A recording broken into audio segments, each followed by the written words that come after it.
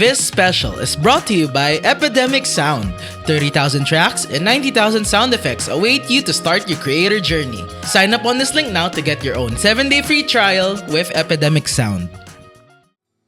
At sa iyong paglisan, ang tanging pabaon ko ay pag-ibig.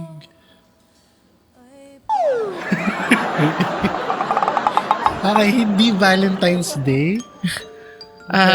Pinag-uusapan na yung lumisan ay yung mga mahal natin sa buhay. O mga kaatraso mo sa buhay. Mga katraso sa buhay. Doon nawala na.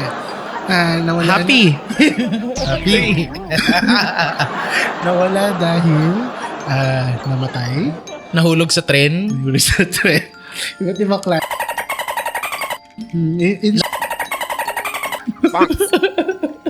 Dark naman yan. In short, deads na.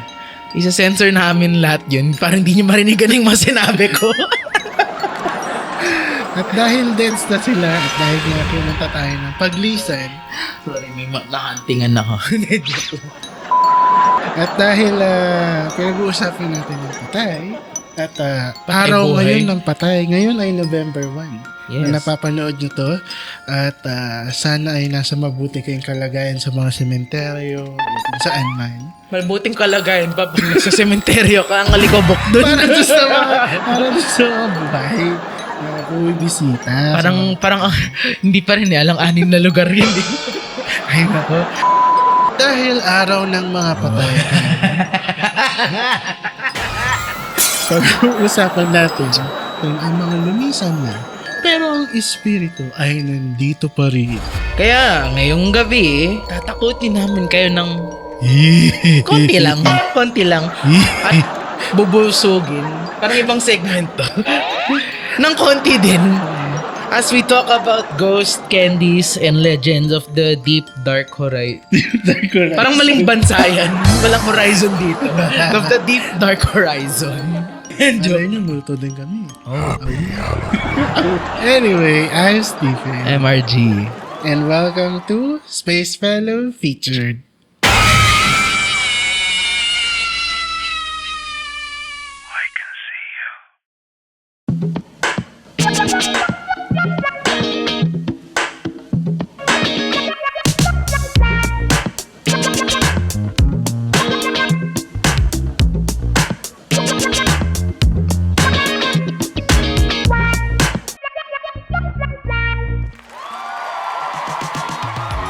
Special thanks to Epidemic Sound. Preface po, hindi ako takotin in the normal sense. Bukas ba third eye? Hindi naman ganun din. Ay, Wala akong hindi rin. third eye. Yung pinakatakot ko quote-unquote is mga loud noises na biglaan. So, kunwari, dahil musician ako, bigla kang papalo ng snare nang wala sa oras. Or sasaksak, tatangay mo yung saksakan ng gitara. Or mga a bit petty, may pumutok na lobo, o may gugulat sa akin sa likod. Pero out of that, hindi ako yung typical na takutin. Like, once I know a concept, kunwari, hauntings, poltergeist, actually, mas interesado nga ako. Sa mga gabi ko pa nga yung binabasa eh. Hindi ako yung takot in the normal sense. I can face, Tomorrow. hindi naman, the supernatural like a champ. Wow, I see. like a champ. I believe in hauntings. I believe in possession. I believe in the supernatural. And that's in no part due to the fact na I'm somewhat religious. So, anyway, out of the tangent, may ghost story ako. And it involves Baguio. Mga kapwa kong Pinoy will understand where that comes from. Kailan to? I cannot recall when, what year. Actually, maybe around early 2010s. Kasi alam ko, uso pa ang DVD player nun. Just uso enough.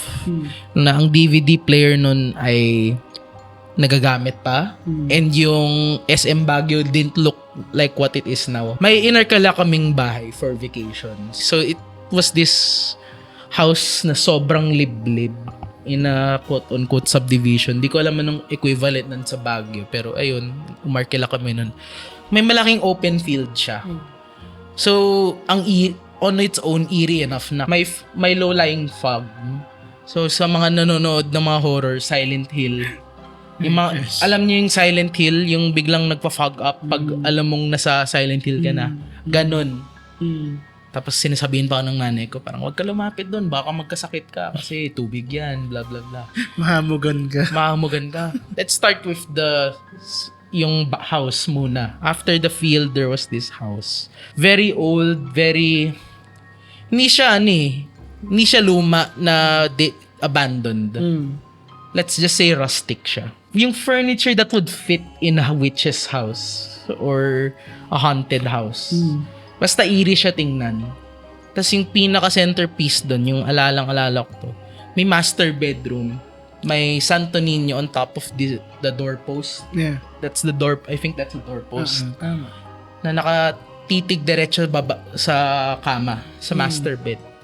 Hindi ko yun makakalimutan kasi the moment I tried, kasi I have a habit of jumping into a bed. Hanggang ngayon, like, dive head first. Kasi malambot eh. Malaki, king size ata na bed yun. Pagkatalikod ko, parang tinitigan ako. Mas may nakaganon sa'yo. Oo, as in, parang, I've looked at enough Santo Niño statues to know na they don't stare at you like that. Yeah. Pero for some reason, very special to kasi it was ang vivid eh, very red dahil sa damit. Very brown. So, may pagka-crimson yung dating ng skin niya. Tapos tinititigan niya ako. First thing I did was run. Kasi what was that? Tapos, a few, unsettling things happened throughout the night.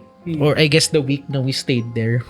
Na I'm starting to think may connection. Like, kunwari, nag-SM Baguio kami. Sa sobrang bored namin, bumili kami ng CDs. Umiram kami ng DVD.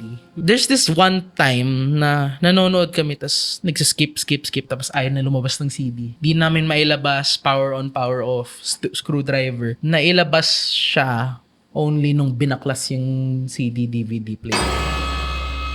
Akala ko at the time, parang ako iba sira lang, pero I'm starting to think may connections in hindsight. To the best of my memory, I would always convince myself or yung mga tito-tita ko, mga parents ko, to stay or sleep somewhere. Kasi ayaw mag-hangout doon. Either nasa field ako na malaki, kahit may hamog, nagbabike or whatever, or sa sofa ko, pero I was never close to the room. In fact, parang yung banyo ko doon, I would never touch. I don't recall showering sa banyo doon kasi madaming banyo. Syempre, madaming tao kailan mag-share. I wouldn't touch that bathroom there. Hello po kay Delo, by the way. But, I don't know if he remembers, but there was a time, parang one night, kasi bata eh, binabangungot syempre. Kami lahat naman, I think ako din. He wanted to sleep sa room ng parents ko. Kasi, he can't afford to be alone at that time. Kid siya eh. But, like in one of those days sleeping there, he had a case of what we would call sleep paralysis. What we would call Pero nangyari essentially was, according kay Delo, nakita niya yung Santo Niño zoning in on him. Malapit, doing apparitions, all that crazy stuff. Yeah. Kasi nakaka-trauma daw. Ako, I can't explain. I'm not good at explaining trauma, but ganun, na-trauma siya. Pero according to sa nangyari, to my parents naman, it was like si Delo was screaming ng gising, pero hindi niya mabukas yung mata niya. One whole night, dire-diretso, parang di kami makatulog lahat kasi syempre, Delo sumisigaw. Tapos may presensya yung room. And in between that, parang there was prayers, seances happening. Siyempre bata ako. I might be exaggerating pero vivid talaga sa akin yung the horrors of that vacation house we rented. And alam ko the day after parang kinailangan siyang basbasan or whatever. Kasi as in parang pati ako ramdam ko na parang that Santo Niño doesn't look right. Parang nagwa-warp yung perspective mo when you enter the room. Parang naggaganto yung room. Warp in and out. Ayun, that was my ghost story. Ikaw, meron ka? Meron. Pero isa lang. For my whole existence, ito lang naalala ko. Until now nga inaano ko sa sarili ko, dinidiscuss ko by myself kung panaginip ko lang ba ito nung bata ko o nangyari talaga. Pero parang nangyari siya talaga eh. Kasi ramdam ko hanggang ngayon na nandun ako. So, doon yun sa bahay ng lola ko sa Cainta. Yung nasa bundok yung bahay niya. Malapit siya sa end of the road. Oo. Kasi parang plateau eh. Ganon. Nagpa-flat. Flat. Oo. Tapos bababa. Nandun siya malapit sa pababa. Ngayon, nung gabi na, hindi ko alam kung anong meron eh. Basta maraming tao. Yung kasing itsura ng street niya, siya lang yung bahay na nandun. Yung susunod na bahay nandun pa sa nandun. Oh, so may malaking gap. Parang, parang, ewan ko, parang Amityville horror. Usually, mga ganong development dito sa Rizal dati. Kapag may subdivision na gated, na develop ng isang developer, wala masyadong ilaw sa poste. So, kung nasa lang yung bahay mo, doon lang yung may ilaw. Ganun. Tapos naglalaro kami, mga 8 na yun ng gabi, naglalaro kami doon sa labas. May napansin ako na parang kaedad ko rin na bata, siguro 5 years old. Yeah, more or less. Nakatayo lang siya doon sa gitna mismo.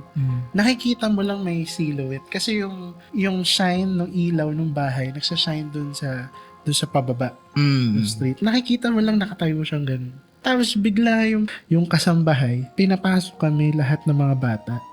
Dahil nga yung lupa ng bahay, kung saan nakatayo yung bahay, parang naka-island. slope. Oo. Doon kami sa baba. Oo. Ngayon, yung kwarto doon sa baba, tanaw mo yung taas kung nasan yung bata. Sinasabi nung kasambahay sa amin, wag na daw kaming lumabas. Kasi pag lumabas pa kami, baka masaktan daw kami. Multo yun, sabi niya ganun. Ano yan, namatay yan dyan. Tanggal yung muka. Parang ganun nga yung naaninag ko sa kanya ng malayo eh. Parang tapyas yung mukha niya. Tapos parang lasog-lasog yun. Parang yung iba, hindi nila nakikita yun. Pero ako nakikita ko talaga. Pero yung yaya na nag-point doon. Nakikita niya din. Pero yung mga ibang matatanda, hindi nila nakikita. Pero yung mga bata kita nila. Or parang hindi ko maalala. Ako nakita ko lang. So, nung umuwi na kami, ang daan lang kasi palabas ng gate dun sa pababa. Syempre. So, sumakay kaming sasakyan, walang nakatayo. Pero nung dumaan na, alam mo yung, di ba yung ilaw minsan ng sasakyan, hahaging yun sa gilid. Yung shine ng ilaw ng sasakyan. Nung dumaan na pababa ng ganun, nakita ko na naman yung bata. Mas klaro. Mas klaro. Pero hindi lumilingon parang malaki yung ipin niya o baka nakalabas tapos tapyas yung mukha. Hindi, as in, ito yung bintana ng sasakyan. Na-shinean siya ng ilaw ng sasakyan. Ito. Pero hindi lumingon or gano'n. Wala as in, parang naka-display lang siya. Oo, naka-display lang siya. And then, until nung huli akong pumunta, daw hindi na gabi, yun yung lagi kong, kaya laging significant sa akin yung pababa na yun. Kasi sabi ko, may something talaga akong naaalala doon. Yung bata ko. 3-5 years old. Yun. Ewan ko sa mga pinsan ko kung naaalala nyo yun. Hello po. Ako yung kaibigan niya. Pero ako naaalala ko yun. Hindi ko yung makakalimutan. And then the usual na nung high school, sasabihin, yung sa CR, diba sa pag sa school? Yeah. Mayroon daw daw sa CR, Madre, si Bloody Mary. Ganun. Pero ano nga ba dapat gawin mo kung may natatakot ka or may na-encounter kang something na nakakatakot? Well, if you have faith or some sort of religion, I guess the first thing to do is pray. Unless your religion embraces that part, I guess. Occult ka. I'm not gonna judge, but pray, I guess. Yeah, I pray. Anyway. Moving on To a bit more funny. Haha, funny. Haha, funny. Oo. Punta tayo sa Best and worst. According sa script namin, Best and Worst of Philippine Ghosts and Monsters. Yes. So, alam niyo naman yung mga commonly heard, ano yung mga commonly heard about na Pinoy ghosts and monsters? Manager, team leader. HR. Yelling at people, but huling show yata. Sorry po, next episode ng Snap po tayo. Mali ka naman. Ano? Yung Vice President. Stop! Senador. Stop! Hindi ba yun? Namumulitika na sila. Stop! Hindi, yung mga, yun ba yan? Mga tikbala. Yes. Mga kapre. So ngayon, titingnan natin. This is from lesverse.com. It's an Not a reliable source. it's an article from 2009. So, Definitely not reliable. Buhay pa yung alabang star mo. doon pa yung mga multo sa sine yan. Di ba yun yung mall? Oo. Na may, Good evening, Sir Neb. May kwento po ako.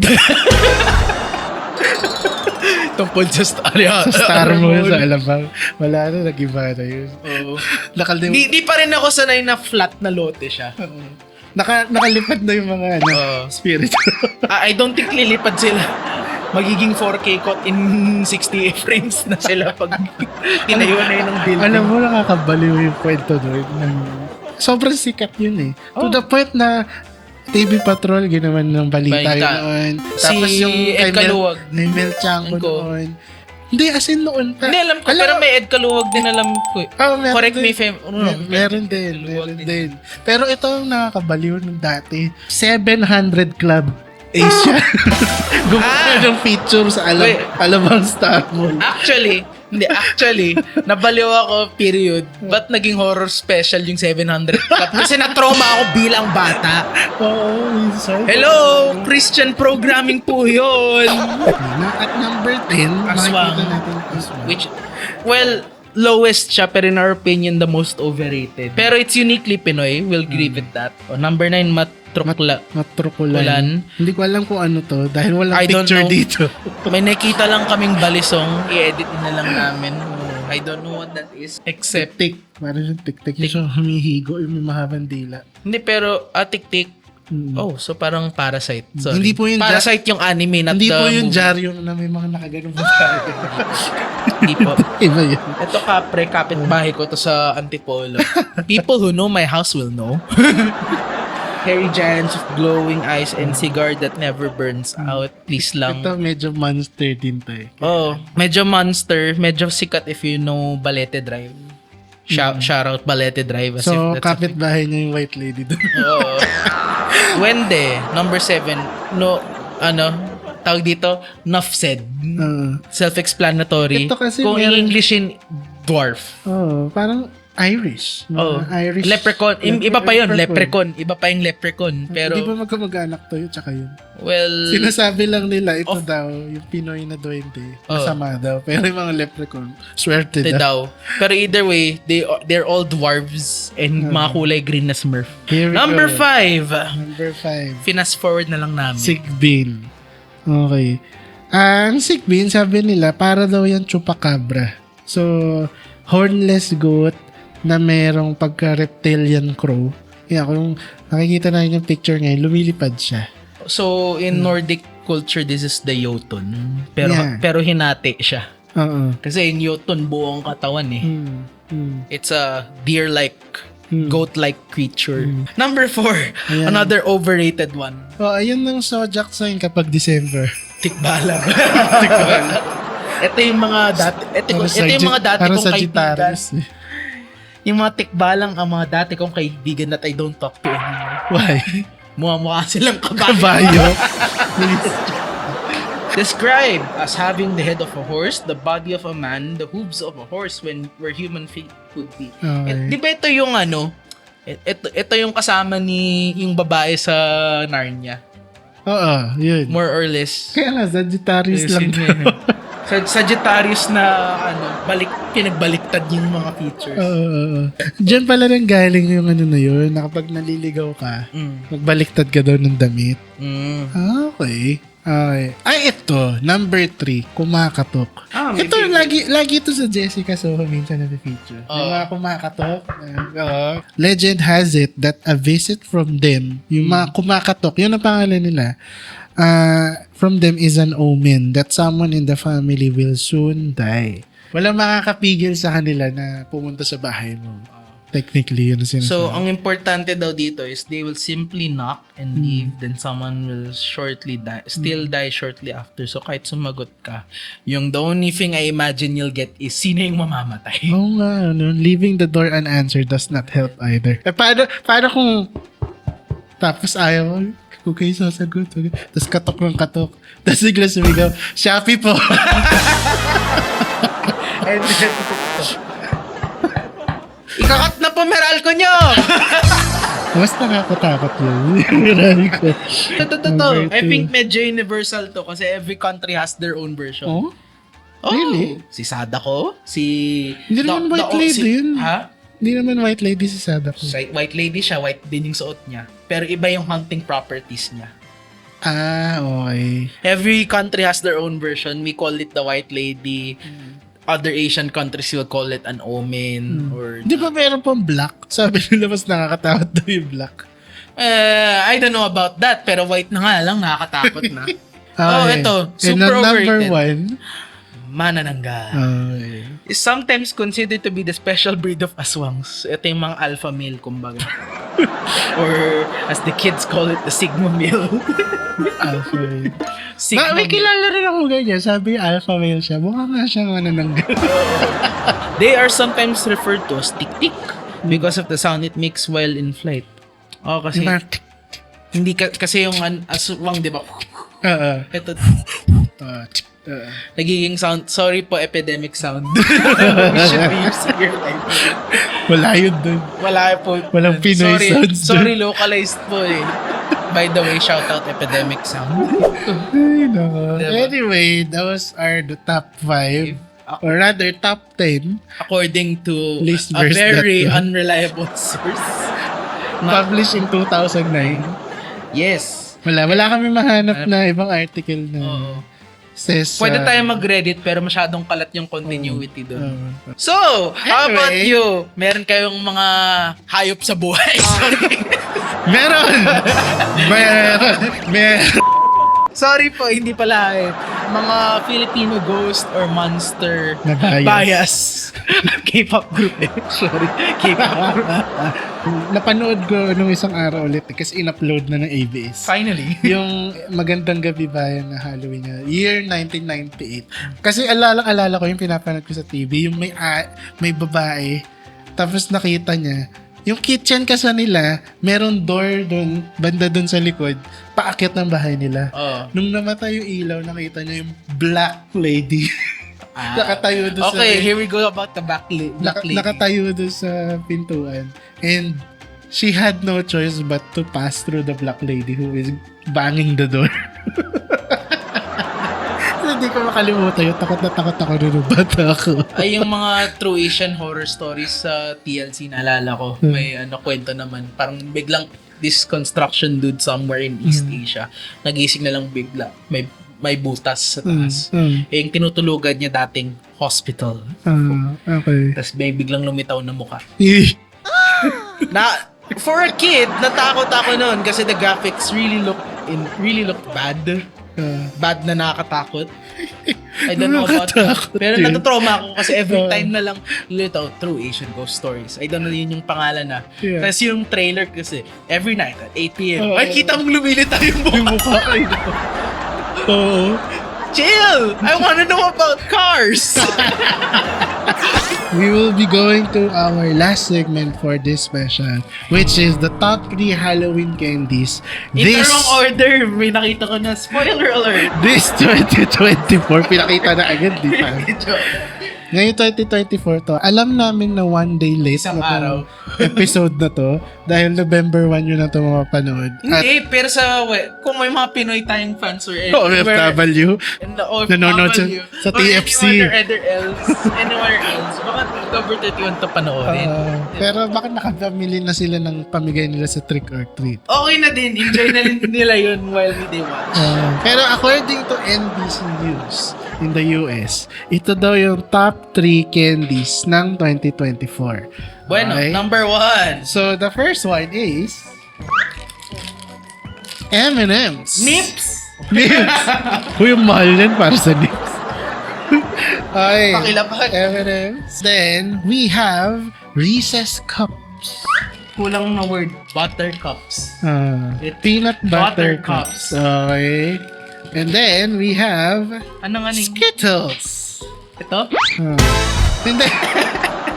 Tissue yan. Skittles. Ayan. At dahil special to, pinagsama-sama na namin sa isang show, yung tatlong show na Kaya mahaba tong episode na to. may snack, may yelling at people, tapos may Hunger Rangers. Dahil special Hindi yan. dito yelling at people. Sumisigaw sa isa't isa. Literal. We will taste first Top 1. M&M's. Did you know this was military food? Kasi M&M. Military Hindi. din military. Hindi. Kasi yung naging problema during one of the world wars was natutunaw yung chocolate bar. Kasi syempre, you need sugar to function. So, someone came up with the bright idea of making plastic coating for chocolate. Pero try na natin. Top 1 daw to eh. Okay. I think we need Caesar. Ba't di na lang kaya ganito? Sige. Tapos iganto natin. Yan. Kainan pala. One for me. Well, One? 5. Well, 5. Bakit parang puro dark yung kulay niya sa'yo? Ang dami. Sugar Kaya cocoa. titignan ko namin, ganyan kadami yung binigay niya sa akin. Tapos lalagutin ko ito na isang lagot. Paano? Gamot. Balik naman natin. Parang gamot. Ganun parang lasa niya, no? More or less. Pero mas masarap yung sa state. Di ba may Nestle na ganito dati? Oh, I forgot Smarties. Smarties ata. Ano nangyari dun? Parang nawala na yun. Tsaka malaki pa rin na. Yung nips, lumiit na. Ako lumaki yan. Lumiit. Hindi yun, nip. Okay. Next, Reese's na may 130 calories sa 3 piraso. Hindi na ako nagka-calorie count. Ito, ilan ang calorie? I'm just screwed. Walang nakalagay. Oo. Ang alam ko lang, I'm screwed when I eat this. Matagal na ako dito makain nun kasi ang mahal niya. Bale, ano eh. Kaya for today's episode, co-production kami. Padala ko na lang sa yung pera mamaya. Milk chocolate and peanut butter. Buti tinignan ko yung ano niya, pinagbalatan niya. May papel pa pala. Ready na ako kainin eh. Diba? Cheers. Ludi's peanut butter. Parang you acquire a taste for it or you talagang hate it for the rest of I see. Natututunan Ano mo mo lang yan, oo. Kasi hindi siya tsokolate na tsokolate eh. Yeah. And then, we will be now tasting Yung karibal ng Skittles. M&M. Skittles. How sour is sour? Because there is a certain sourness to a candy na masarap. Kasi merong lifesavers na nakakahimatay sa sobrang acid niya. Then there's Lifesavers kasi kakainin mo pag inaantok ka sa Oo. kotse. Hindi, or pag Para hindi ka mabangga. Or pag bored ka na. Cheers. Mas matigas. Mas chewy. Buti may dental coverage yung health card ko. Buti dentista mamulang ko. Insurance. It's not lifesaver, so it's good. Ay, ang sarap ng asim. Ganyan ang gusto kong asim. Very tasteful na asin. Sa iba naman ako. Yan yung original. Oo. Hindi ko na matandaan yung lasa niya. Ako din. Di ko talaga matandaan, period. Pero magkakukulay lang. No, it's a bit more red. Ba't dito may S? Uh-huh. Sa in real life walang S. Oo. Ay, Skittles. Cheers. Cheers. Okay, I remember now. I don't like it. Ito yung lasa niya. I don't like it. Ay, sino naglilinis ng banyo dyan? May nag-Lysol. Ah, ito ba yun? Oo. Sorry. Ba't lasang detergent? Parang dinilaan ko yung tuwalya ko pagka para yung bagong hugas na tuwalya tapos nadilaan. Kakapuna sa mukha mo. Hindi, I like Skittles na sour. Where? Hindi, for this one, we're not getting sponsorship for that. For the original. So, sour na lang kami. This is a 5 out of 5. No question, OG candy. Unless Nipsing naging OG mo. Well, I wouldn't blame you. Mas masarap din yun. Kasi Pinoy ako. 5 out of 5. This one's a 5 out of 5 for me kasi I'm a Reese's guy. I'm pretty sure my kasama will say otherwise. Skittles, depende yan. Depende yan. Kasi kung yung red, naalala ko na palaway, hindi ko siya kinakain. I hate Lasang it. Lysol. Oo. Pero yung green, it's a nice sour. Parang kang kumain ng masarap na suka na pinari sa toge. Masarap to pag nasa bus ka pa. Hindi ka aantokin. Ito lagi ito pamigay sa loot bag eh. Yeah. Pag may birthday party. Kaya naalala ko pa yung Nasa frutos. Oo. Parang fruit na Columbia na. Oo. Ito, parang ayaw ko na siyang i-rate. M&M's. Kasi is it because masyado na siyang Parang Hall of Famer na to eh. legendary, goated na siya. Reese's Cups, siguro lang to. 2. Diba? Like pag may nagbigay, sige, kain. Pag binigay sa akin, kakainin ka Pero talaga. hindi ko bibilhin yun. Number 1 ko ito. Yes. And natin sayangin ang oras namin. That's it for our episode today. Thank you for joining us on this special. Bumili na lang kayo nito sa mga grocery nyo kung saan mo kayo malapit. Oo. Masarap. At don't forget, tomorrow, Oo. meron pa kaming isang Halloween special. Oo. And please tune in to Yelling at People at 6 p.m. Tomorrow yan, November 2, for their very scary Halloween special. Joke lang. Parang mga tito lang na nagtatawanan sa inyo. Hindi naman nakakatakot. Okay. So, pag-uusapan daw nila Migs and nila Gus is office horror stories from Reddit. So, exciting yun. Abangan nyo yung special na yun. Or not, malay ko, baka wala kayong taste sa buhay. And that's it for our episode today. Thanks again for tuning in here at Space Fellow. I'm Yes. Stephen. RG. And thanks for watching. Tune in tonight at 6 p.m. on True Asian Horror Stories. And thanks for tuning in here at Space Fellow Feature. Special thanks to Epidemic Sound.